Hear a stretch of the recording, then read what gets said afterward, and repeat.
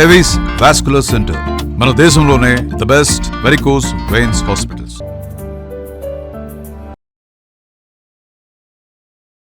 Suman TV ప్రేక్షకులకు నమస్కారం. August 6వ తారీఖు నుంచి 15వ తారీఖు వరకు మేషరాశి వారికి ఎలా ఉండబోతుంది, రాశి వివరణ, అలాగే పరిహారాలు, అలాగే సూర్యగ్రహణం కూడా వస్తుంది కదా.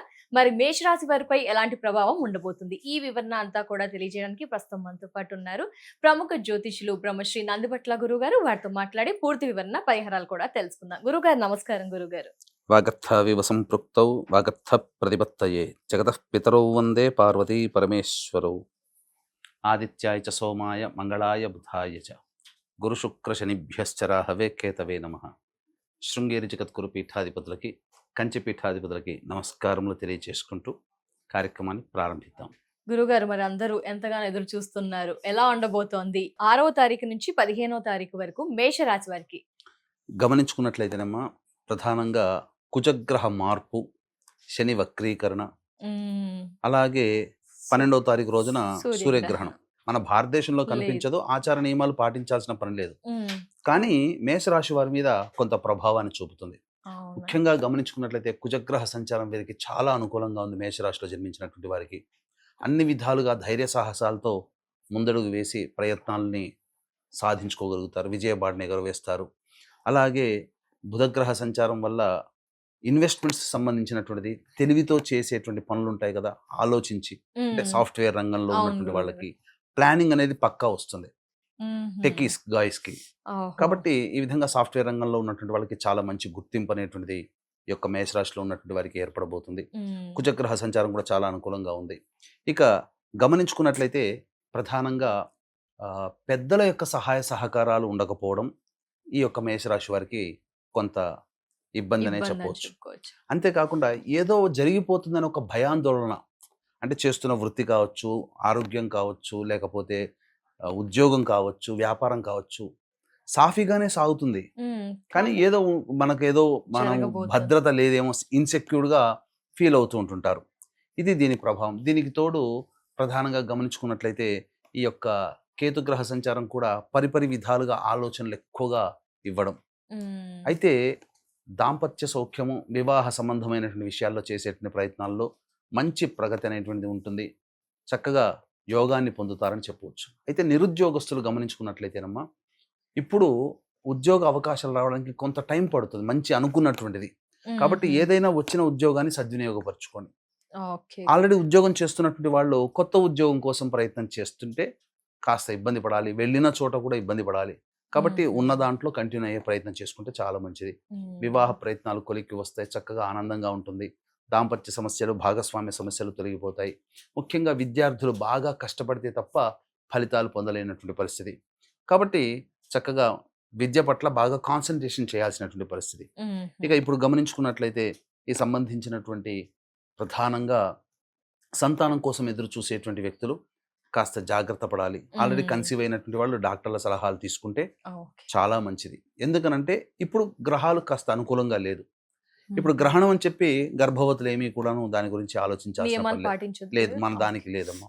ఇక గమనించుకున్నట్లయితే ప్రధానంగా ఈ మేషరాశి వారికి శని వక్రీకరణ ప్రభావం కూడా ఇప్పుడు గతంలో చేసినటువంటి పనులకి మళ్ళీ రీచెక్ చేసుకోమనేటువంటి ఆలోచన గతంలో జరిగినటువంటిది. కాబట్టి ఎప్పుడో జరిగిపోయినటువంటి విషయాలు మళ్ళీ కొత్తగా అవే మళ్ళీ పాతవిగా ముందుకు వస్తుంటాయి, పాత విషయాలే కొత్తగా వస్తుంటాయి. మళ్ళీ పునరాలోచించుకోవాలి, పాత వదిలిపెట్టినటువంటి పనులను మళ్ళీ ఇప్పుడు కొత్తగా మొదలుపెట్టి పూర్తి చేయాల్సినటువంటి పరిస్థితి.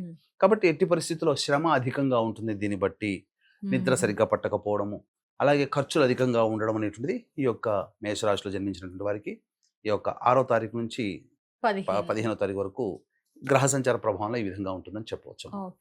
గురువు గారు, మరి ఆగస్టు 12న సూర్యగ్రహణం అంటున్నారు, ప్రభావం ఉంటుందా మేషరాశి వారిపై? ఏం ప్రభావం ఉంటుంది, జాగ్రత్తలు ఏం తీసుకోవాలి?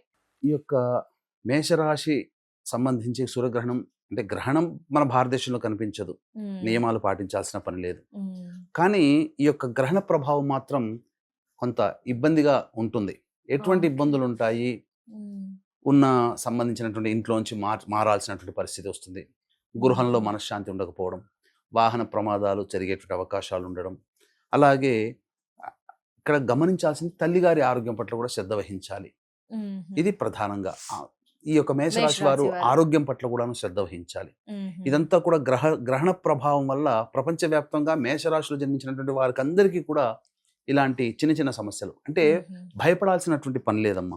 ఓకే గురుగారు. అయితే ఇక్కడ జరిగేటువంటిది ఏంటంటే, ఇప్పుడు 50 రూపాయలు నష్టం వచ్చే చోట 100 రూపాయలు నష్టం ఉండడం, చిన్న దెబ్బ తగిలే చోట ముందు కొద్దిగా పెద్దగా ఎక్కువ దెబ్బ తగలడం తప్ప భయపడేద్దగా గ్రహణ ప్రభావం అంటూ ఎవరికీ ఉండదు. అయితే ఇక్కడ ప్రధానంగా ఈ యొక్క కర్కాటక రాశిలో ఏర్పడుతున్నటువంటి ప్రభావం వలన మన పీఠం ఆధ్వర్యంలో కుక్కి సుబ్రహ్మణ్య క్షేత్రంలో ఈ యొక్క గ్రహణం జరిగే 12వ తారీఖు రోజున ఈ సంబంధించినటువంటి మేష, మిథున, కర్కాటక, సింహ, కన్య, వృశ్చిక, ధనస్సు, మకర, మీన రాశిలో జన్మించినటువంటి వారికి ఈ యొక్క గ్రహణ దోష నివారణ పూజలు, హోమాలు, కాలసర్పదోష నివారణ, సర్పదోష నివారణ, అలాగే వివాహ సమస్యలు, కుజదోషము, దాంపత్య సమస్యలు, రాణి బాకీలు, సొంత ఇంటి కళ నెరవేరడం కోసం శని 12 రాశుల్లో ఇప్పుడు అనుకూలంగా లేడు. కాబట్టి 12 రాశుల వారికి కూడాను శని వక్రీకరించిన ప్రభావం వలన దోషం ఉంది. కాబట్టి శని దోష నివారణ పూజలు, హోమాలు కూడా జరిపించి పూజ చేసిన కరుంగలి మాల ఇవ్వడం జరుగుతుంది. కాబట్టి వీక్షించేటువంటి ప్రేక్షకులు ఈ యొక్క సంబంధించినటువంటి 12వ తారీఖు రాత్రి 8 గంటల లోపల స్క్రీన్ పై కనిపిస్తున్న నెంబర్కి కాంటాక్ట్ చేసి గోత్రనామాలు నమోదు చేసుకోవచ్చు. గురువు గారు, మరి ఆదాయ వ్యయ ఖర్చులు 6 నుంచి 15వ తారీఖు వరకు వారి మానసిక స్థితి ఎలా ఉండబోతుంది? ఇక గమనించుకున్నట్లయితే 6వ తారీఖు రోజున పెండింగ్ లో ఉన్నటువంటి పనులన్నీ కూడా పూర్తి చేసుకుంటారు, సంతోషంగా గడుపుతారు, ధనాదాయం కూడా చాలా బాగుంటుంది. 7, 8 తారీఖులో గనక గమనించుకున్నట్లయితే కుటుంబ సభ్యుల మధ్య అవగాహన లేకపోవడము, ఖర్చులు అధికంగా ఉండడము, ప్రశాంతత లేని జీవితాన్ని గడపడము చికాగ్గా ఉంటుందమ్మా. ఇక 9, 10వ తారీఖులో మాత్రం వాళ్ళు ఇక్కడ ప్రధానంగా రాష్ట్రాధిపతి బలంగా ఉండడం, అనుకున్నటువంటి పనులను సాధించుకోగలుగుతారు, రాని బాకీలు వసూలవుతాయి, ఇతరుల యొక్క సహాయ సహకారాలతో అన్ని పనులను కూడాను చక్కబెట్టుకుంటారని చెప్పవచ్చు. ఇక 11, 12, 13 ఈ తేదీలలో వాహనాన్ని నడిపేటప్పుడు జాగ్రత్త పడాలి. పైగా సూర్యగ్రహణ ప్రభావం కూడా ఉంది. తల్లిగారి ఆరోగ్యం పట్ల శ్రద్ధ వహించాలి. అలాగే మనశ్శాంతి లేని జీవితము.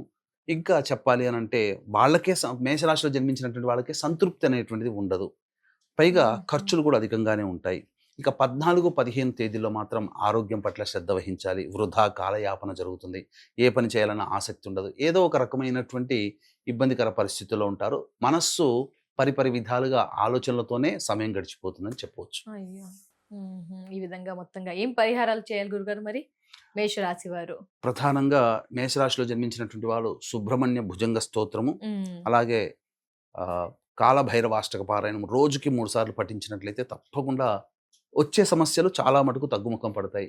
అలాగే ఈ యొక్క కుక్కి సుబ్రహ్మణ్య క్షేత్రంలో మేషరాశి వారికి ప్రత్యేకంగా ఆ యొక్క సంబంధించినటువంటి అధిపతి సుబ్రహ్మణ్య స్వామి, మేషరాశికి కుజుడికి అధిష్టాన దేవత సుబ్రహ్మణ్య స్వామి. కాబట్టి కుక్కి సుబ్రహ్మణ్య క్షేత్రంలో గ్రహణ దోష నివారణ, శని వక్రీకరించినటువంటి సంబంధంగా వచ్చేటువంటి దోషాలు, ఏ సంకల్పమైన నివారణకి సర్వదోష నివారణ పూజల హోమాలు జరిగితే అవకాశం ఉంటే ఆ యొక్క కార్యక్రమంలో 12వ తారీఖు రాత్రి 8 గంటల లోపల గోత్రనామాలు నమోదు చేసుకోవచ్చు. తప్పకుండా. ధన్యవాదాలు గురువు గారు. నమస్కారం. సర్వం శ్రీ ఉమామహేశ్వర పరబ్రహ్మార్పణమస్తు.